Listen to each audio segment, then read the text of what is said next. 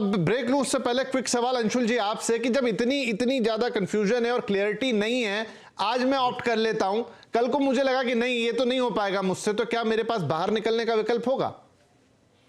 इसमें ऐसा कोई ऑप्ट आउट वाली बात तो नहीं कही गई है, बट अल्टीमेटली जहां तक मैंने देखा है कि एक बार आपने ज्वाइंट ऑप्शन एक्सरसाइज कर लिया तो उसके बाद उससे निकलने का विकल्प यही है कि आप रिक्वेस्ट कर सकते हैं।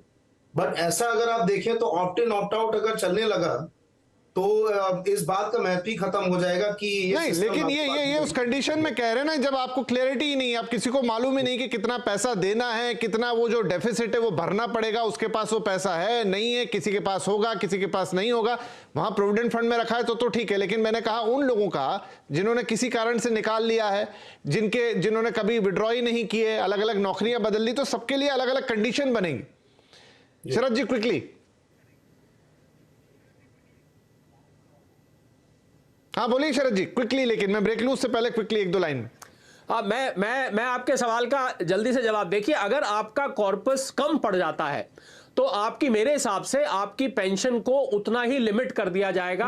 आप वो एडिशनल पेंशन विपिन नहीं ले पाएंगे, क्योंकि अगर पैसा प्रोविडेंट फंड में भी खत्म हो गया है, पुराने एम्प्लॉयर को आप छोड़ चुके हैं और आप अपना पैसा भी विड्रॉ कर चुके हैं, तो ऐसे हालात में आपकी पेंशन पर कैप लग जाएगा। ये मैं एक स्पष्टीकरण देना चाह रहा था। ठीक है, बढ़िया है। तो ये थोड़ी सी क्लैरिटी आती हुई अब एक छोटा सा ब्रेक लेते हैं। ब्रेक के बाद बहुत सारे लोग जिन्होंने अर्ली रिटायरमेंट ले ली, बहुत सारे लोग जो अब रिटायरमेंट की दहलीज पे खड़े हैं, बहुत सारे लोग जो शायद सोचते हैं कि आगे अब उनको ज्यादा काम नहीं करना है, अभी तो वो काम कर रहे हैं, तो उनके लिए क्या होगा, क्या उन्हें ये ऑप्ट करना चाहिए नहीं करना चाहिए? दो चार और ऐसे सवाल हैं जो लोगों के मन में है, वो भी हम आप अपने मेहमानों से पूछेंगे। एक छोटा सा ब्रेक, तुरंत हाजिर होते हैं।